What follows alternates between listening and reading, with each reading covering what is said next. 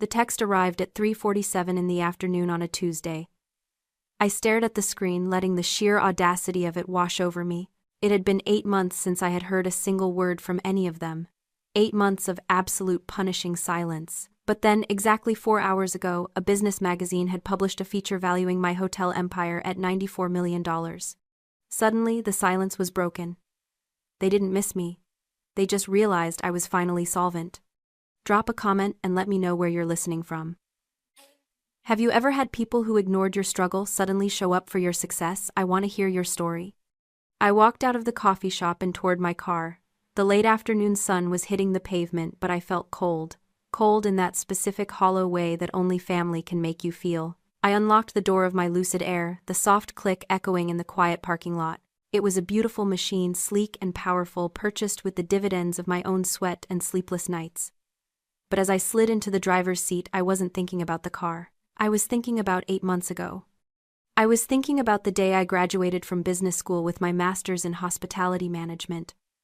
I had walked across that stage in a sea of black gowns, my name called out over the loudspeakers. I remembered the bright lights blinding me as I looked out into the auditorium searching. I wasn't looking for applause. I was just looking for a face. Any face that belonged to me. There was no one. The seat I had reserved for my mother Cynthia was empty. The seat for my father Philip was empty. My older sister Vanessa and my younger brother Mason empty. I accepted my diploma with a smile that felt like it was carved out of glass, terrified it would shatter if I moved too quickly. 2 hours before the ceremony, my mother had sent a text. Migraine. Can't make the drive. We'll celebrate another time, sweetie. I wanted to believe her. I wanted to believe that a headache was the only thing keeping her from seeing her middle daughter achieve something she had worked 6 years for. But we live in the age of digital receipts. Later that night, alone in my studio apartment with a takeout container and a bottle of cheap wine, I opened Instagram. And there it was. Mason had posted a story, yacht life with the fam. The timestamp was from that afternoon. I watched the 15-second clip on a loop. There was my father holding a cigar, laughing at something Mason said. There was my mother, the woman with the debilitating migraine, sipping champagne in a sun hat, looking radiant. There was Vanessa posing in a bikini. They were celebrating. They just weren't celebrating me. They were celebrating Mason's 25th birthday, which was actually 3 days away, but apparently close enough to justify skipping my graduation. I didn't waste inventory on tears. I simply calculated the emotional deficit, blocked them from viewing my stories, and went back to work. That was the moment I realized I didn't have a family. I had a group of people who shared my DNA and occasionally tolerated my presence when it didn't conflict with their leisure. Now, 8 months later, my phone sat on the passenger seat, glowing with my father's demand. Family meeting. Don't be late. Most people would look at that text and see a father reaching out. They would see an olive branch. But I saw the trap. It is a specific kind of psychological violence that happens in families like mine, something I call the trap of normalized cruelty. You see, my father didn't send that text because he felt guilty. They were him punishing me. He truly believed that his silence was a disciplinary tool. He thought he had put me in a timeout, and now that I had appeared in a business magazine with a valuation of $94 million, my punishment was over. I had proven my worth. I was allowed back inside. He didn't see his behavior as cruel. He saw it as the natural order of things. I was the asset that had finally matured. He wasn't asking for forgiveness. He was collecting his dividends. He expected me to be grateful for the invitation to come running back like a dog that had been left outside in the rain, just happy the door was finally cracking open. But I wasn't that girl anymore. I wasn't the daughter scanning the crowd for a face that would never show up. I started the car, the engine humming to life with a quiet, lethal power. I wasn't going to this dinner to reconcile. I was going to close the account. I put the car in drive and pulled out onto the road. They wanted a family meeting. Fine. I would give them one they would never forget. I drove south, away from the city, and toward the coast. The landscape shifted from steel and glass to rolling hills and vineyards. But this wasn't the picturesque wine country you see in brochures. This was the decaying edge of it. I turned onto the long, winding driveway of the estate my great-grandfather had built. It used to be impressive. But now, as my tires crunched over the gravel, I saw the rot. The vines were overgrown and wild, choking the trellises. The main house, a sprawling mansion that had once been the envy of the county, looked like a tired old man. Paint was peeling in long gray strips. A shutter hung crookedly from a second-story window. It was a monument to mismanagement and faded glory. I parked my Lucid Air right next to my father's aging luxury sedan. The contrast was brutal. My car was silent, pristine, a marvel of modern engineering and new money. His was a relic from a decade ago, leaking oil onto the cracked pavement, a symbol of a man trying desperately to maintain an image he could no longer afford. I grabbed my leather portfolio from the passenger seat. Inside were the documents that would end this charade. I took a deep breath, steeling myself. The air smelled of damp earth and old money gone sour. I walked up the steps and didn't bother to knock. The inside was worse. The air was thick, heavy with the scent of dust and stale perfume. The furniture was the same heavy, ornate pieces that belonged in a museum, not a home. Brianna. My mother, Cynthia, appeared from the drawing room. She was wearing a silk dress that I recognized from a gala 3 years ago. Her hair was perfectly coiffed, her smile bright and brittle. She rushed toward me with her arms open as if the last 8 months of silence had never happened. "Look at you," she gushed, pulling me into a hug that felt more like a restraint. She pulled back her eyes, scanning my outfit, calculating the cost of my blazer, my shoes. "And that little hotel project of yours," she continued, her voice dropping into that familiar, patronizing register. "We saw the article, 94 million. That's nice, sweetie. Really nice for a starter venture." I almost laughed.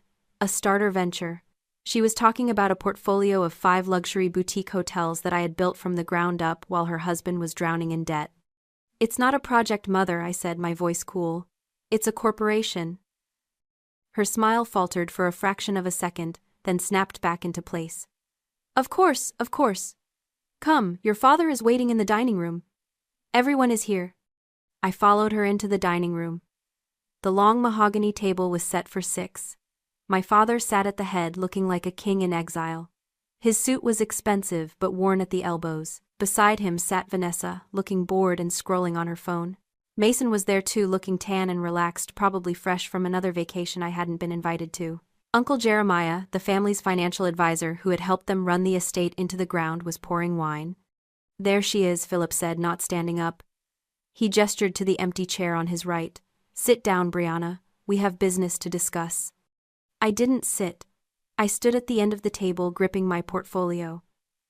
The trap was set. The bait was laid. They thought I was the prey wandering back into the den. But they had no idea. I wasn't the prey. I was the hunter, and I had brought my own ammunition. "Hello, Philip," I said. "Nice of you to finally make time." "Sit," he commanded again, his voice sharpening. "Dinner is served." A servant I didn't recognize brought out a platter of roasted chicken. It looked dry. The vegetables were sparse. We were eating on china that was worth more than the car Mason drove, but the food itself was meager. Another symbol. All surface, no substance. I took my seat, but the napkin remained folded. My gaze drifted around the table at the people who shared my blood. My mother obsessed with appearances. My sister lost in her own vanity. My brother a perpetual child. My uncle a shark with no teeth. And my father the captain of a sinking ship, demanding I salute him as he went down. So Philip said, cutting into his chicken. "We saw the news. Congratulations are in order, I suppose." Though I always said real estate was a volatile market for a young woman. "Hospitality," I corrected. "I'm in hospitality. And the market seems to agree with me." "Semantics," he waved a hand dismissively. "The point is, you've done well, surprisingly well." He paused, taking a sip of wine. He was savoring this moment, this illusion of control. "The family business," he continued, "is facing a temporary liquidity challenge. The expansion of the golf course and spa, you remember the plans, has hit a snag. Regulatory nonsense. Delays." He leaned forward, his eyes locking onto mine. "We need an infusion of capital to bridge the gap, and since you've clearly had some luck with your little hotels, we've decided to give you an opportunity." "An opportunity," I repeated, my voice flat. "Yes," he said, smiling like a wolf. "An opportunity to invest, to buy your way back into the legacy. We're willing to let you come in as a junior partner, for a buy-in of $1.6 million. The room went silent. Mason smirked. Vanessa looked up from her phone. Cynthia beamed as if he had just offered me a crown jewels. I looked at my father. I looked at the man who had ignored me for 8 months, who had skipped my graduation, who had treated me like a ghost until I had a net worth he could exploit, and in that moment I saw him clearly. He wasn't powerful. He wasn't a patriarch. He was a beggar in a bespoke suit. He was trying to sell me a ticket on the Titanic after it had already hit the iceberg, and he expected me to say thank you. I stared at Philip, watching the way he leaned back in his chair, swirling the cheap wine in his expensive glass. He looked so confident, so assured of his dominance. And that's when I saw it. The delusion. It wasn't just arrogance, it was a survival mechanism. He was a man standing on a crumbling foundation, pretending he was still on solid ground. I realized then that power isn't about volume. It isn't about who sits at the head of the table. It's about leverage. And Philip had none. He was renting his authority with a currency that had expired years ago. He was trading on the memory of power, hoping I wouldn't notice the accounts were empty.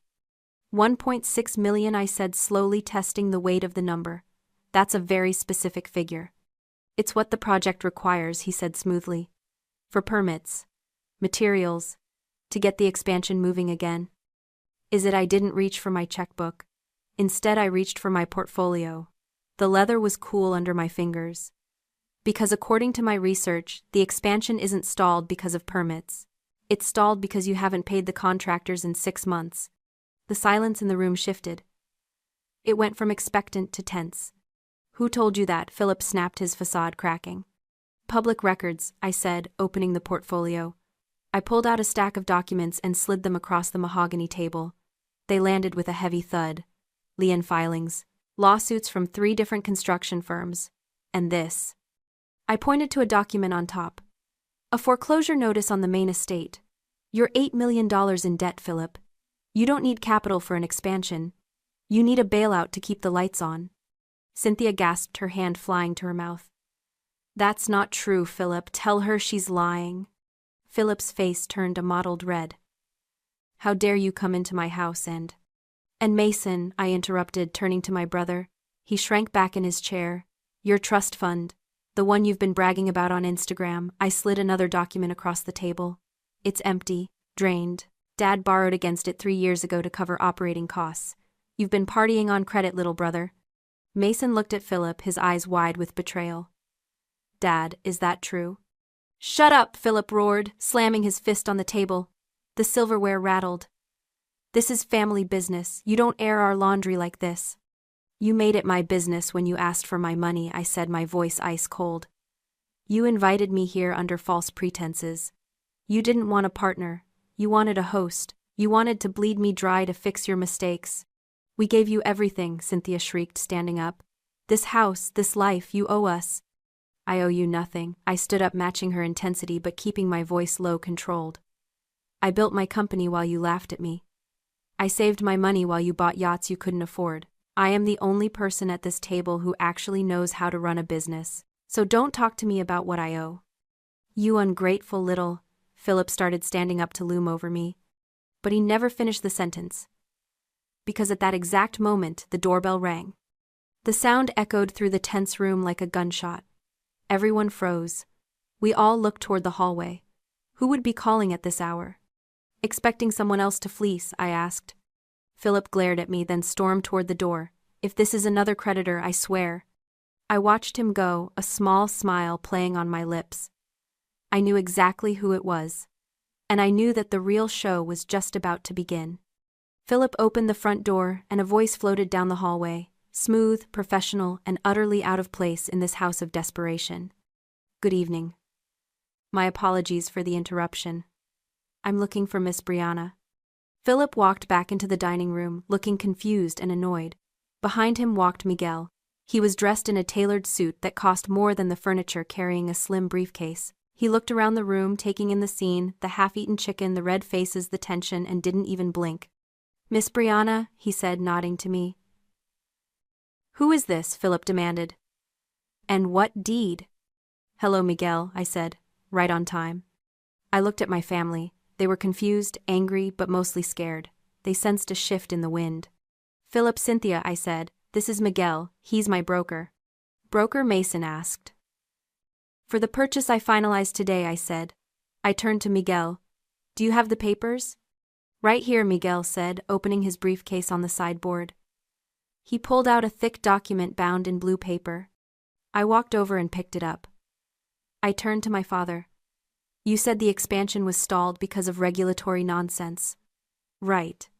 That wasn't entirely true. It was stalled because you couldn't secure the water rights. You needed the adjacent land, the old marina property. Philip went pale. That property.